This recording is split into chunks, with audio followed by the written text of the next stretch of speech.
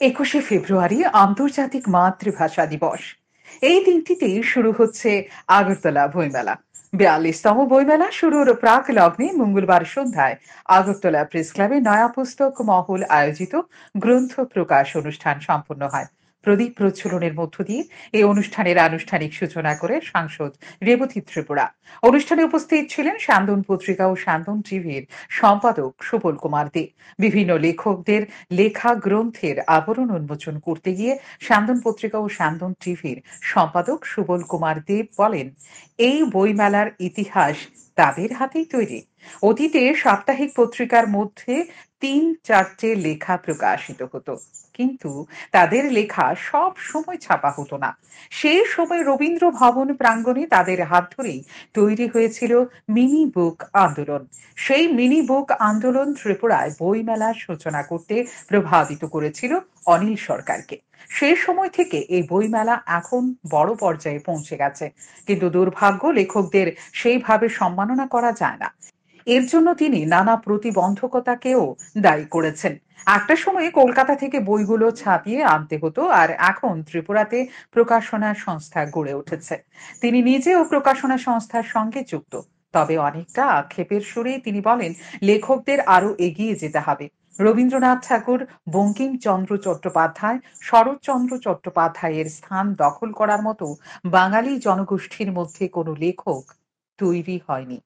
সেই স্থান পূরণ করুক আগামী প্রজন্ম। ত্রিপুরা বইমেলা ইতিহাস আমাদের হাতেই তৈরি করে। এই রবীন্দ্রভবন প্রাঙ্গণে আমরা তখন মিনিবুক করি।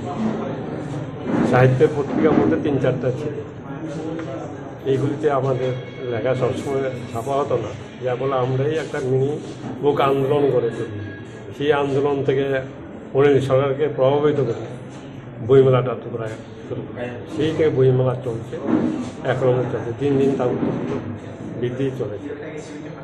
যারা লেখক আছেন, আমাদের খুব দুর্ভাগ্য, ত্রিপুরার লেখকদের সেইভাবে সম্মাননা আমরা করতে পারি না, সম্মান দক্ষিণে আমরা দিতে পারি না।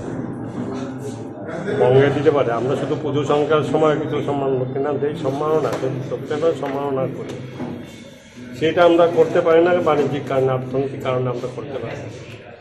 এই যাদের আজকে বই বেরিয়েছে, আমার তো ধারণা প্রত্যেককেই প্রকাশককে টাকা দিতে হয়েছে বই প্রকাশের জন্য।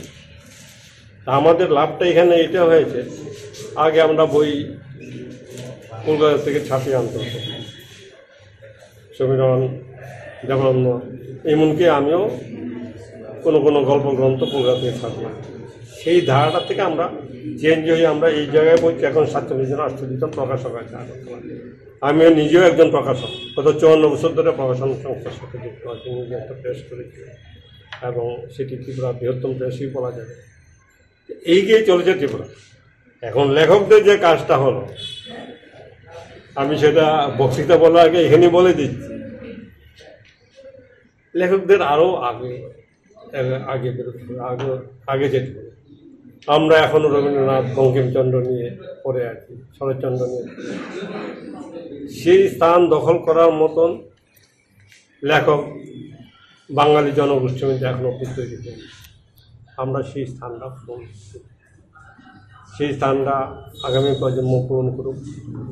ফেসবুক, ইউটিউবে না রেখে, ভরসা না রেখে লেখায় আত্মনির্ভর হন, তাতে এই জাতি, এই সোসাইটি উপকৃত হবে।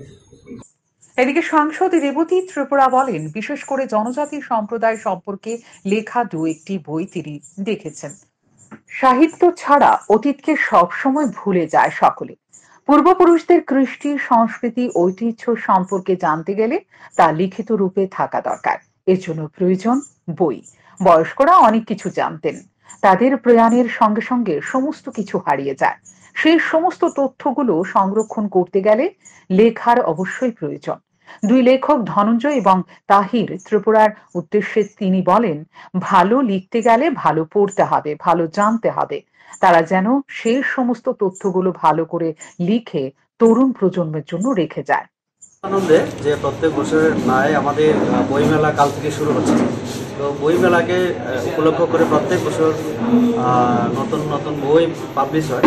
তো আজকে এরকমই একটা অনুষ্ঠান আমাদের প্রেস ক্লাবে, আগরতলা প্রেস ক্লাব। তো এখানে আমরা কয়েকটা নতুন বই, নতুন লেখকদের আমরা করলাম, উন্মোচন করলাম। তো সেই জন্যই আসাই। নতুন যারা লিখছে বা তাদের উদ্দেশ্যে আপনার কি বার্তা থাকবে? বার্তা একটাই, দেখুন আমাদের বিশেষ করে জনজাতিদের এখানে আমি কয়েকটা বই দেখেছি, আমাকে দেওয়া হয়েছে আমার জনজাতি সম্প্রদায়, ত্রিপুরা সম্প্রদায় বিশেষ করে।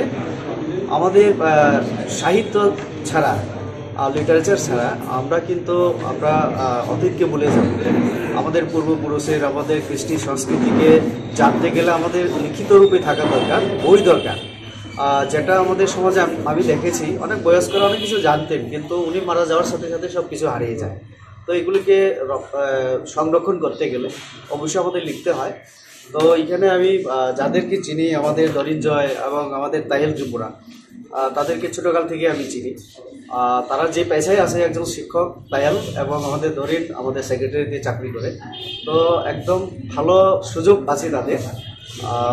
ভালো লিখতে গেলে ভালো পড়তে হবে, পরিশ্রম করতে হবে। তো আমি তাদের উদ্দেশ্যে আমি বলতে চাই, আরও বেশি করে যেন পড়াশোনা করে জানার চেষ্টা করে এবং সেইগুলিকে আমাদের নতুন প্রজন্মের জন্য, ভবিষ্যতের জন্য দিয়ে যায়। ধন্যবাদ।